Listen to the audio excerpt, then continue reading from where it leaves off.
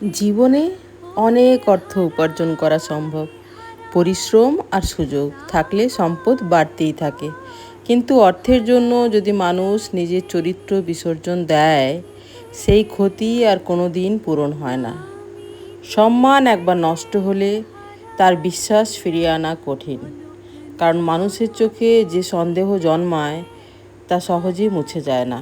সম্পদ হারালে আবার জোগাড় করা যায়, কিন্তু চরিত্রে দাগ লাগলে তার মূল্য চুকাতে হয় দীর্ঘ সময় ধরে। তাই প্রাপ্তির লোভে নিজেকে হারিয়ে ফেলো না, কারণ সত্যিকারের শক্তি টাকায় নয়, সততায়। Hello friends, welcome back to the channel. তো আজকে হচ্ছে 24 মানডে। এখন আমি এডিট করতে বসেছি, এখন 7:45 বাজে। আর এটা সকালবেলায় দেখো দেখো একটু কফি খাচ্ছিলাম বসে বসে। আর এই গল্পগুচ্ছের রবীন্দ্রনাথের গল্পগুচ্ছের একটা গল্প পড়ছিলাম, যে গল্পটা আমি কখনো কিন্তু পড়িনি। হ্যাঁ, গল্পগুচ্ছের সব গল্পগুলো কিন্তু আমার জানা নেই, সেটাই দেখছিলাম। তারপরে দেখো এখানে ব্রেকফাস্ট বানাচ্ছি, এগ রোল বানিয়ে দিচ্ছি। এটা ওদের খুবই পছন্দ, ওই জন্য রিপিটেডলি বানাচ্ছি বেশ কয়েকদিন ধরে। মানে 3 consecutive days, পরপর 3 দিন ধরে আমি মনে হয় এটা বানাচ্ছি সম্ভবত। হ্যাঁ, ওরমই মনে হচ্ছে। না, মাঝে একদিন গ্যাপ হয়ে গেছিলো, অন্য কিছু বানিয়েছিলাম, জানি না। দেখ, ওদের খুব পছন্দ, আমারও করতে অসুবিধা হয় না, তাড়াতাড়ি হয়েও যায়। সবার জন্য একটা একটা করে দিই। একটা ডিমও খাওয়া হলো, একটু স্যালাডও সাথে গেল পেটে, আর একটা রুটি, রুটি নয় পরোটা, তেলে যেহেতু ভাজা। তো ওদের খুব পছন্দ।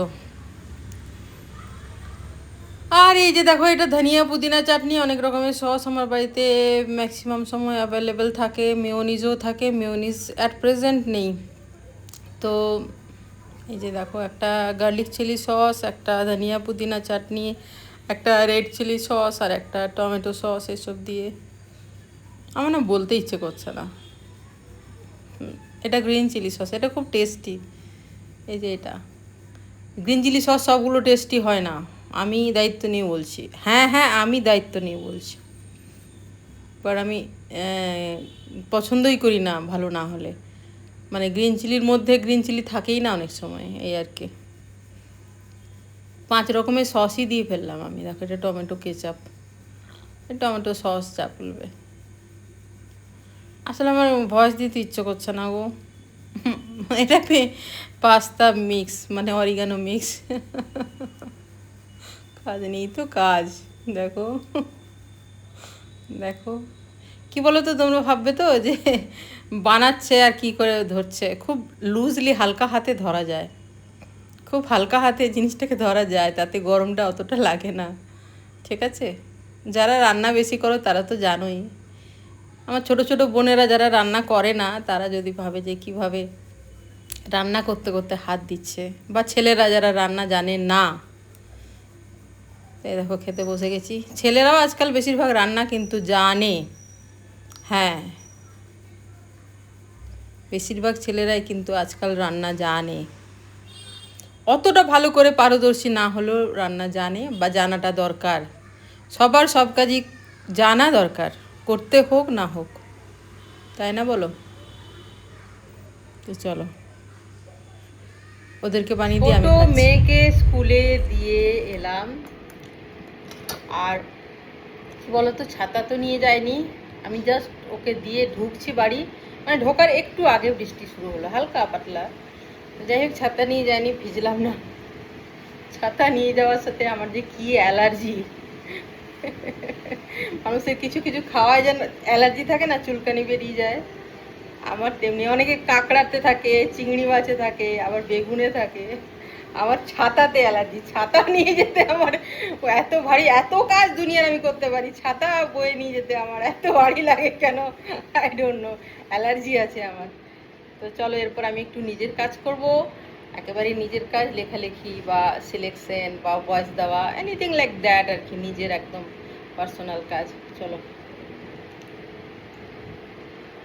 হুম হুম বলো তো, কতটা মনে পড়লে মানুষ একদিন বলে খুব মিস করছি তোমাকে, কতটা ক্ষরণ হলে অসহ্য নীরবতা ভেঙে অন্তর বলে ওঠে, খুব মনে পড়ছে তোমার কথা। কতটা গভীর অনুরাগ লুকিয়ে থাকে সেই কথায়, শুধু কি শব্দের মাপে সেই গভীরতা বোঝা যায়? নিভৃত প্রাণীর গহীন তটে অশ্রুত কোনো স্রোতের মতো কষ্টের নদী কতটা বয়ে যায়। তোমরা তো বড় জোর দেখো দুফোঁটা চোখের জল। কখনো কি কেউ শুনেছ শব্দ, আত্মার গোপন হাহাকার?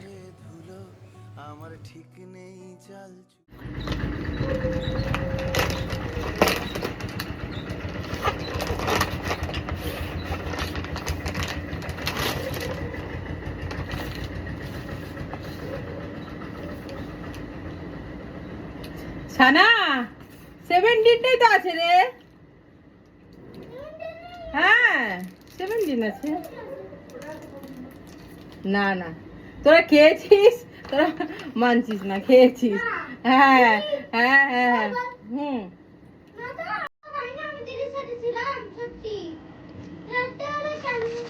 সময় সিদ্ধান্ত নেয় যে জীবনে কখন কার সাথে তুমি মিলিত হবে, কিন্তু তোমার হৃদয় সিদ্ধান্ত নেয় যে তুমি কাকে চাও।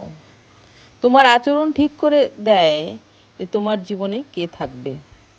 তোমার চয়েসরাই বলে দেয় যে জীবনে তুমি কোন দিকে যাবে। আর তোমার মাইন্ডসেট তোমার জীবনের শান্তি নির্ধারণ করে। আর তুমি নিজে তোমার জীবনের মূল্য নির্ধারণ করো। আর এই যে দেখো বিকেলবেলা আমার ছোট মেয়ে ডান্স ক্লাসে যাবে, তার আগে আমি রেডি হচ্ছি।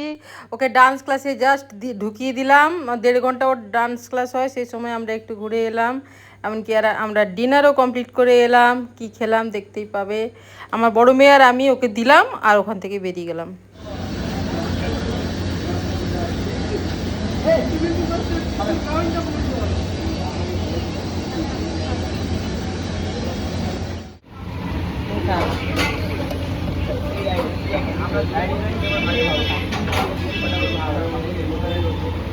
গরম আছে বল।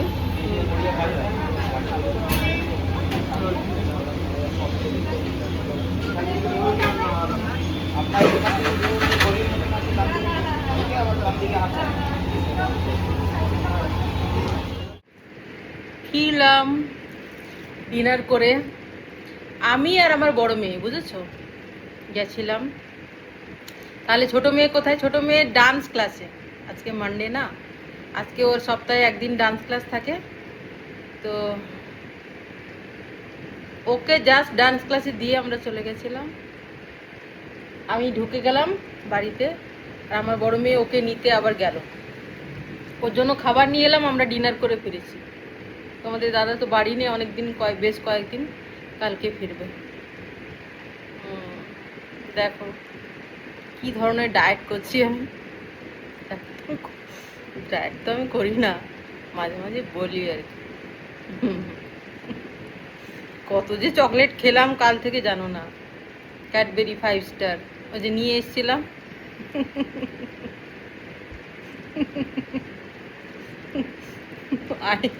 I love chocolates. দেখো সবজি নিয়ে এলাম, কচু দেখা যাচ্ছে, এটা গাঠি কচু বলে। হ্যাঁ, পেঁপে, এর মধ্যে লঙ্কা আছে, এর মধ্যে বেগুন, আর এটা কি মিষ্টি কুমড়ো আছে। হ্যাঁ এই যে দেখো ফুটো হয়ে গেছে, ফুটো করে দিয়েছে এটা। আর এদিকে মটর ডাল, এইসব কি কি আছে দাঁড়াও। ওরে সর্বনাশ, ইচ্ছে করছে না। এই যে এটাকে ইয়ে নাম বলে, এই গাঠিয়া। আর এটা হচ্ছে গিয়ে চানাচুর। তাহলেই বোঝো আমার কত সুন্দর ডায়েট হচ্ছে।